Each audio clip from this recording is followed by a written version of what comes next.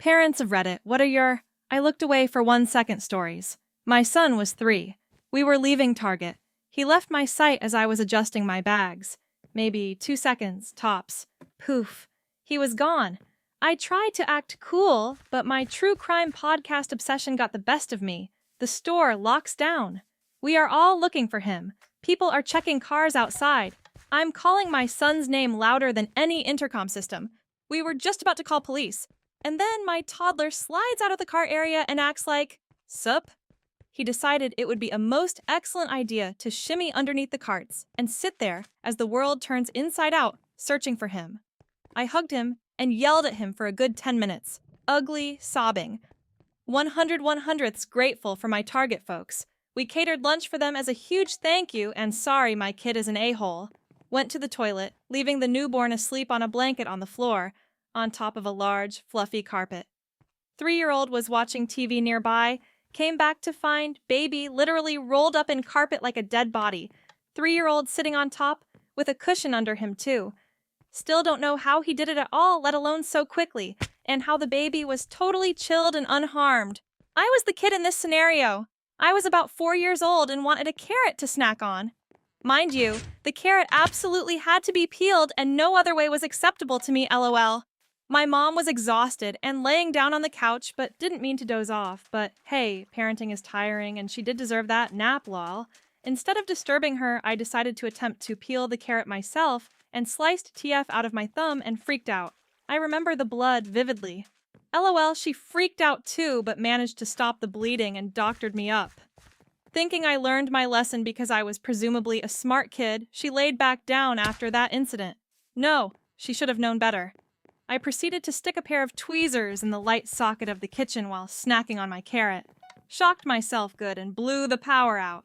When my daughter was little, probably about 3, she went with me to shop for some tools. I turned away to look at something and heard behind me, "Daddy, what's this?" Honey, that's an axe. Please give it to me." She did, and all was well. But I'm glad my wife wasn't there. She would have panicked. Obligatory, not a parent. But I was watching my sister's kids and told them we would grill for dinner and have pie. I went to the bathroom, came back, and the pie was all over the living room. When I asked them what happened, they told me it was daylight savings time, so dinner was now. I couldn't help but laugh. Growing up, we had a shed with our laundry room attached to our porch. My mom had me sitting on the floor of the porch playing with some toys. I was about 2, while she was doing laundry. I was just out of her eye line for the time it takes to start a load of laundry, but by the time she turned around, I had somehow managed to find a snake and had picked it up and was playing with it. I'll tell one on my mother's behalf. When I was 3 or so, we lived in an apartment with an arched set of monkey bars out back. A standard rule was that I shouldn't play on them when she wasn't around to supervise.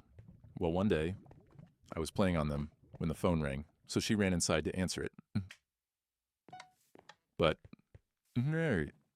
not before ensuring that I'd gotten off the monkey bars and repeating her usual warning. One of the things she never allowed was for me to try and walk atop said monkey bars. And already being primed to play on them, I seized the opportunity.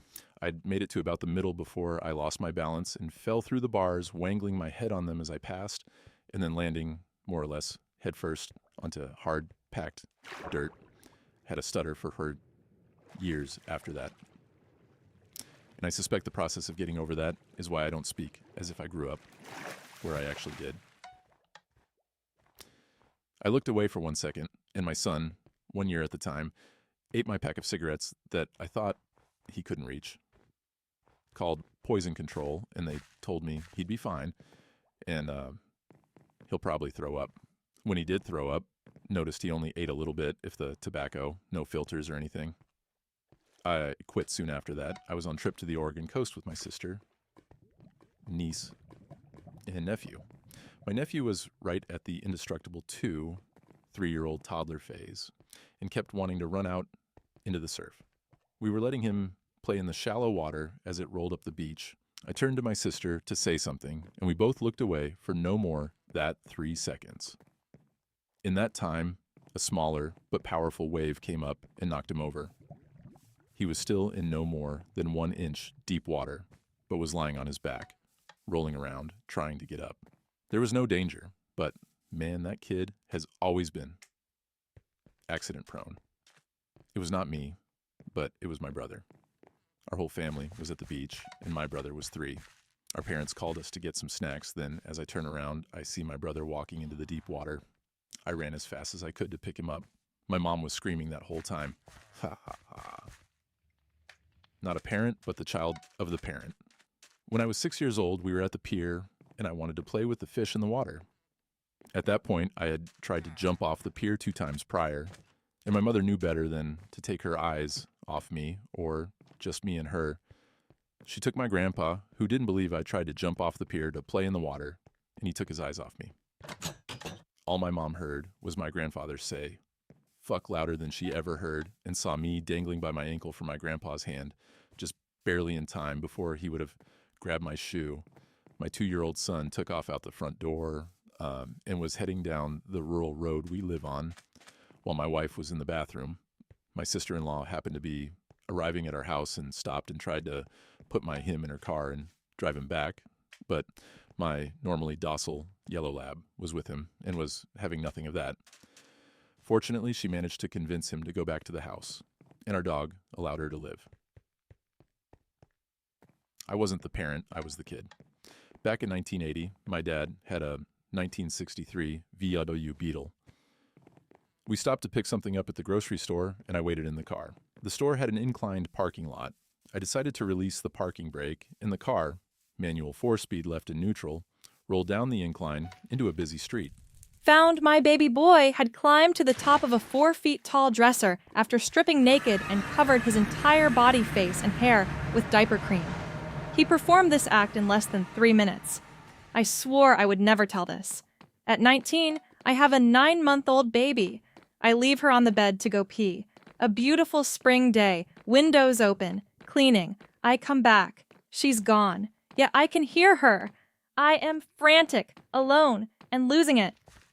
I check under the bed, in between the bed and the wall, everywhere, until I look up and realize the screen is out. She fell out the window into a bush outside and was laughing hysterically. Not one scratch on her. She's 17 now, and I haven't ever shared that story with her or anyone but my therapist until today. I am telling this story on behalf of my mother. Growing up, I wasn't really a troublemaker, but I do admit that I have done some stupid things. I was 3-ish, and we had guests over. They had brought me a Barbie doll.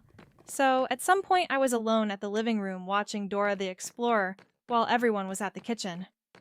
I opened the box with the doll, yeeted the poor Barbie across the room, and started eating chunks of the cardboard box. 12 years after, I still don't know why TF I did it.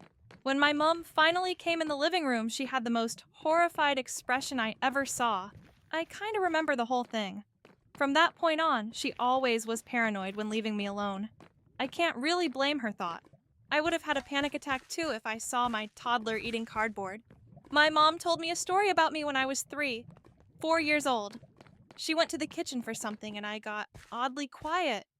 Somehow my super speed powers activated, and I was all the way in the bathroom, climbed into the sink and got my dad's razor. She walked in on me shaving my face. I looked like a baby vampire that discovered blood for the first time. Face just gushing with blood.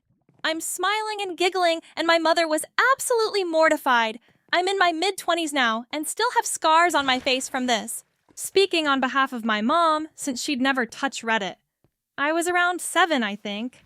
Definitely old enough to know better.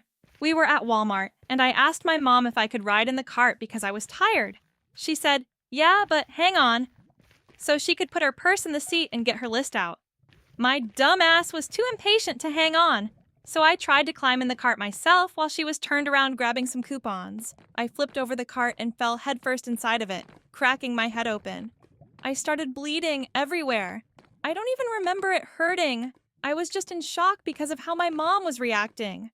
There was a Subway at the entrance where it happened, and an employee noticed what happened and rushed over to offer a bag of ice. This also caught the attention of a Walmart manager standing up front, and she was extremely worried that we were going to file a lawsuit. My mom was like, "Why would I do that?" She ended up having to take me to the hospital to get my wound glued together in butterfly bandages. It honestly wasn't that bad of a wound, it just bled a lot because head wounds usually do. But 20 years later, and I still have a scar a little over an inch long going into my hairline. I turned my back for 1 second. I don't remember what I was doing, but it was very quick. And my 3-year-old climbed on a chair, then on the counter, then got on top of the fridge, and ate an entire bottle of ibuprofen. He was dribbling out pills and was covered in red spit from the coating. Poison control told me he could safely ingest 100 of them, but if it had been Tylenol, it would be a different story. Not a parent, but a sister. To a little brother with a developmental disability, and absolutely no shame or fear. Anytime we didn't see him for more than a minute, odds are he was naked and climbing on the roof, or naked and bouncing on the neighbor's trampoline. Nudity and danger were that kid's favorite methods of self-expression. My daughter fell asleep in my lap, and I foolishly nodded off. Woke up to my dog outside barking like crazy. Apparently, she had woken up, gotten down from my lap, learned how to open doors, and headed out on a solo adventure. Fortunately, my dog figured since he wasn't allowed in the street, she probably wasn't either. When I made it to the door, he was herding her away from the road. Best boy, I don't like imaging how that would have turned out without him. When I was a toddler, my mom took me to IKEA. She looked away for 1 second, looked back, and I was gone. One store-wide search and multiple panic attacks later, they found me hiding in a wardrobe.